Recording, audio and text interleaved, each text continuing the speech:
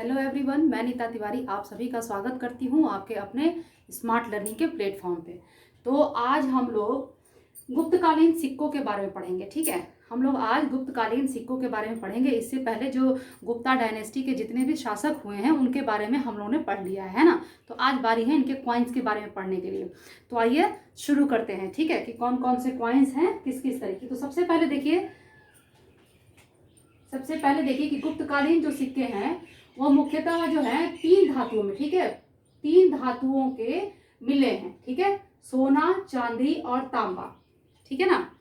हालांकि जो गुप्तकालीन सिक्के हैं वो सोना, चांदी, तांबा और सीसा इन सभी में बनाए जाते थे, लेकिन यहाँ पर प्रमुख जो धातु है उसकी बात की जा रही है। तो प्रमुख रूप से 3 धातुओं में मिलते हैं, सोना, चांदी और तांबा में। क्लियर। ठीक है, अब देखिए जो श्रीगुप्त है और घटोत्कच, ठीक है ना, श्रीगुप्त और घटोत्कच के कोई भी सिक्के प्राप्त नहीं होते हैं। ठीक है, चलिए अब देखिए कि गुप्त काल में सर्वप्रथम चांदी का सिक्का किसने चलाया। अगर ये सवाल आपसे पूछा जाए कि गुप्त काल में सर्वप्रथम चांदी का सिक्का किसने चलाया, तो आप जवाब देंगे चंद्रगुप्त द्वितीय ने। ठीक है, गुप्त काल में चांदी का सर्वप्रथम सिक्का चंद्रगुप्त द्वितीय ने चलाया था और उसका वेट था 32 ग्रेन। ठीक है, उसका वेट था 32 ग्रेन। ठीक है, चांदी का सिक्का सर्वप्रथम चंद्रगुप्त द्वितीय ने जारी किया था। क्लियर। चलिए अब देखिए कि प्राचीन भारत में सबसे ज्यादा, ठीक है ना, प्राचीन भारत में सबसे ज्यादा सोने के सिक्के जारी करने वाले कौन थे? गुप्त शासक थे। ठीक है, लेकिन यहां पर समझने वाली चीज है कि सबसे ज्यादा सोने के सिक्के जारी करने वाले तो गुप्त शासक थे, लेकिन सबसे पहले, ठीक है, ध्यान दीजिएगा कि सबसे पहले जो सोने के सिक्के हैं इनको किसने जारी किया था? तो सबसे पहले सोने के सिक्के जो हैं वो इंडो ग्रीक शासकों ने जारी किया था। ठीक है, देखिए इंडो ग्रीक, ठीक है, इंडो ग्रीक शासकों ने, ठीक है, सर्वप्रथम सोने के सिक्के जारी किए। ठीक है, क्लियर। ठीक है, तो ये याद रखिएगा कि सबसे ज्यादा मात्रा में सोने के सिक्के गुप्ता काल में जारी किए गए थे, लेकिन सबसे पहले अगर पूछा जाए कि भारत में सबसे पहले सोने के सिक्के किसने जारी किए, तो आप उसका जवाब देंगे इंडो ग्रीक शासकों ने। अब यहाँ एक और बात आपके जानने के लिए है कि सबसे शुद्ध सोने के सिक्के, ठीक है, शुद्ध सोने के सिक्के किसने जारी किए थे? तो कुषाण शासकों ने। ठीक है, सबसे ज्यादा शुद्ध सोने के सिक्के, शुद्ध सोने के सिक्के कुषाणों ने जारी किए थे। ठीक है, कुषाणों ने। क्लियर। तो ये याद रखिएगा कि सबसे पहले इंडो ग्रीक शासकों ने सोने के सिक्के भारत में जारी किए थे और सबसे शुद्ध जो सोने के सिक्के थे वो कुषाणों ने जारी किए थे, और सबसे ज्यादा मात्रा में अगर पूछा जाए तो सबसे ज्यादा मात्रा में गुप्त शासकों ने जारी किए थे। ठीक है, चलिए अब आगे देखते हैं आगे क्या क्या चीजें हैं। इसको हम मिटा देते हैं।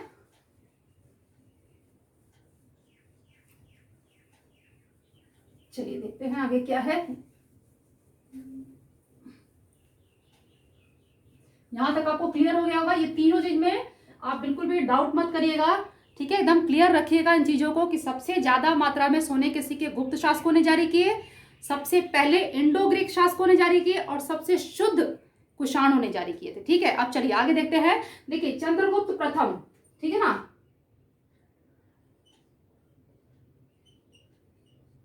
चंद्रगुप्त प्रथम ने अपने सोने के सिक्कों पर लिच्छवी राजकुमारी जो थी कुमार देवी, उसकी आकृति बनवाई थी। ठीक है ना, चंद्रगुप्त प्रथम ने सिक्कों पर कुमार देवी, जो इसकी वाइफ थी ना लिच्छवी राजकुमारी, कुमार देवी की आकृति बनवाई थी। ठीक है, कुमार देवी की आकृति बनवाई थी। ठीक, आकृति बनवाई और इसका नाम लिखवाया। ठीक है, अब देखिए आगे नेक्स्ट देखिए कि जो समुद्रगुप्त था, समुद्रगुप्त ने 6 प्रकार के सिक्के चलाए, ठीक है, 6 प्रकार के सिक्के चलाए, ठीक है। चलिए देखिए कौन कौन से हैं। तो इसमें है आपका गरुड़ प्रकार का, ठीक है, गरुड़। दूसरा है धनुर्धारी, धनुर्धारी, ठीक है, धनुर्धारी है। ये है परशु है, अश्वमेध है, ठीक है, परशु, परशु प्रकार का। इसके बाद अश्वमेघ, ठीक है। उसके बाद है आपका वीणा वादन, वीणा वादन और व्याघ्र हनन, ठीक है, व्याघ्र हनन, व्याघ्र हनन प्रकार का। और कितने हो गए? 6, ठीक है ना, 6 प्रकार के सिक्के चलाए थे ना।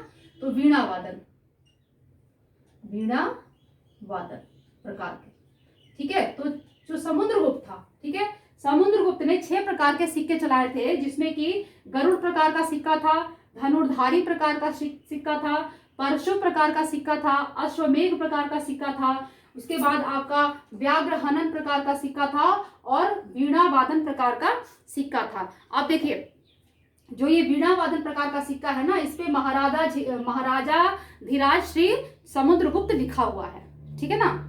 इस पे वीणा वादन प्रकार का जो कॉइन है उस पे महाराजा धीराज श्री समुद्रगुप्त लिखा हुआ है, ठीक है। चलिए अब देखते हैं आगे क्या है।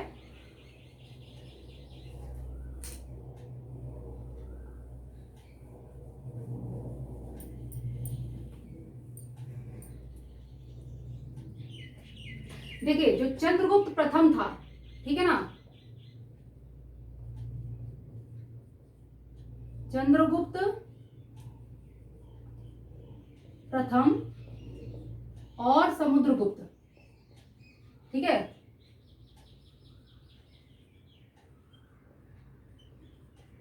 इन्होंने जो सोने के सिक्के चलाए, ठीक है, उसका वेट कितना था? इनके जो सोने के सिक्के थे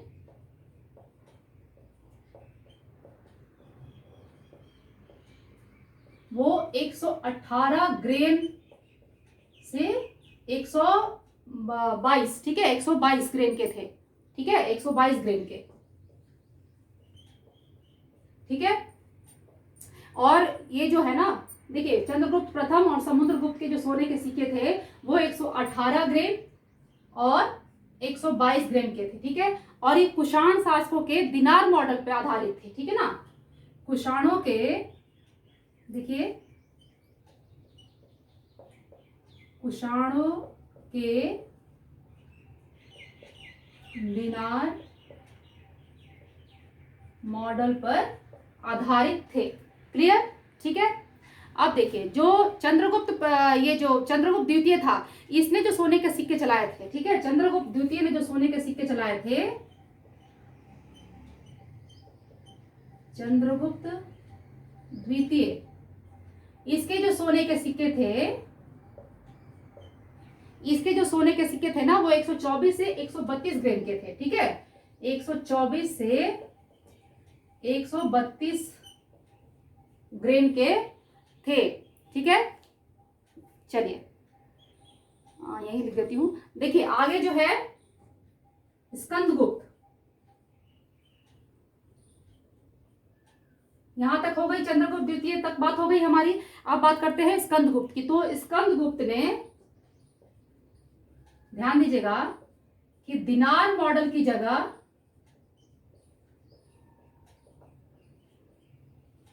करशापण मॉडल के आधार पर सिक्के चलाए, ठीक है, करशापण, क्लियर,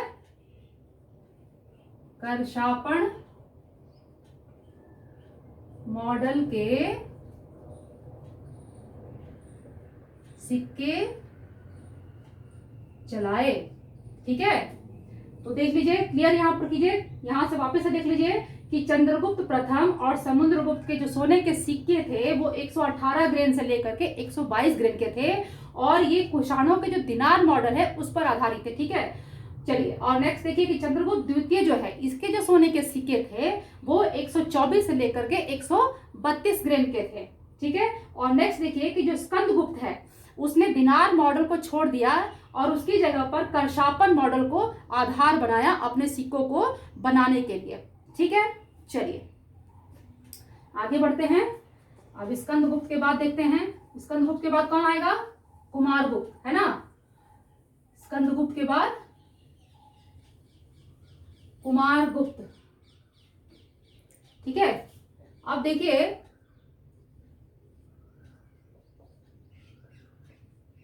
मैं आपको पिछले वीडियो में बता चुकी थी कि कुमारगुप्त के सबसे ज्यादा सिक्के किसके मिले हैं? कुमारगुप्त के, ठीक है ना। सर्वाधिक सिक्के कुमारगुप्त के, सर्वाधिक सिक्के प्राप्त हुए हैं, ठीक है।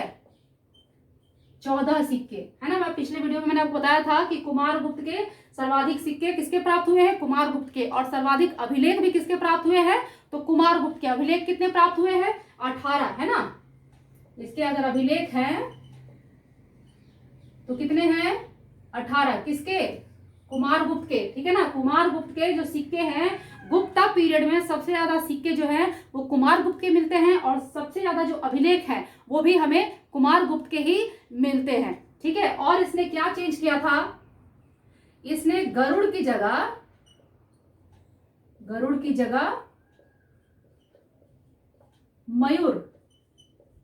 मयूर की आकृति बनवाई, ठीक है।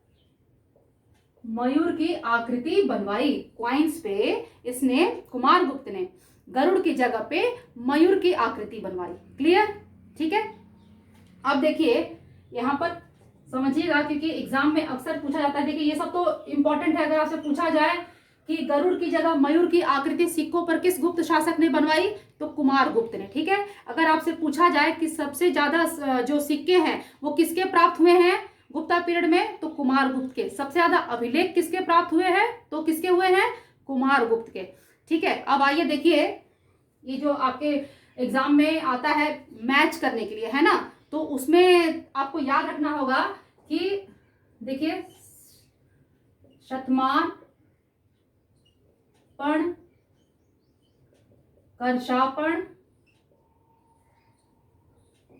करशापण और जो रूपक है, ठीक है, रूपक, ये सब क्या है?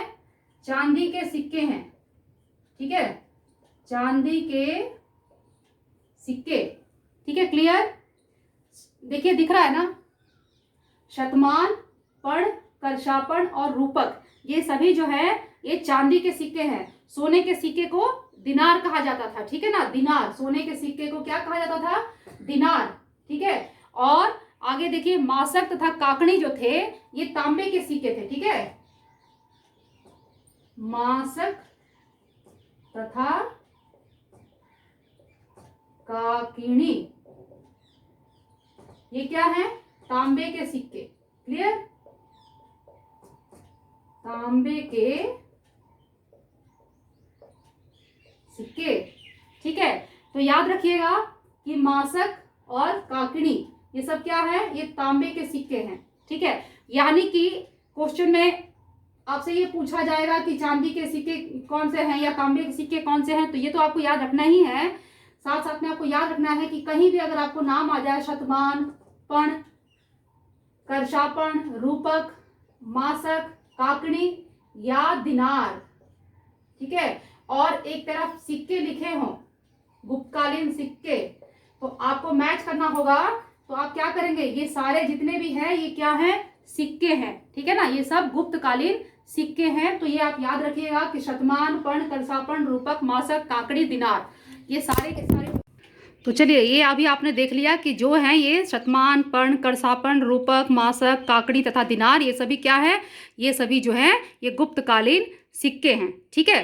तो बस आज के लिए बस इतना ही। हमने जो गुप्तकालीन सिक्के हैं, गुप्ता पीरियड के जितने भी शासक रहे हैं, इन सभी के बारे में हमने पढ़ाई कर ली। इसका मतलब कि जो हमारा गुप्ता पीरियड है, ठीक है ना, वो हमारा चैप्टर जो है वो आज फिनिश होता है। अब इसके बाद आप क्या करेंगे? क्वेश्चन आंसर सॉल्व करेंगे, ठीक है। तो अब आप मेरे वीडियो को देखिए। मेरे वीडियो को देखने के बाद आपको पसंद आ जाए तो वीडियो को लाइक कर दीजिए, मेरे चैनल को अगर अभी तक आपने सब्सक्राइब नहीं किया है तो प्लीज़ मेरे चैनल को सब्सक्राइब कर लीजिए। बीच में थोड़ा डिस्टर्बेंस हो गया है, सो इसके लिए मैं आपसे माफ़ी मांगती हूँ। ठीक है, चलिए अब आप लोग पढ़िए और मेरे वीडियो को देखिए। वीडियो देख करके इसे पसंद करिए, मेरे चैनल को सब्सक्राइब करिए, मेरे वीडियो को आप ज़्यादा से ज़्यादा शेयर भी करिए। ठीक है, चलिए अब हम नेक्स्ट वीडियो मिलेंगे। तब तक आप लोग पढ़ते रहिए, खुश रहिए, मुस्कुराते रहिए। Bye bye.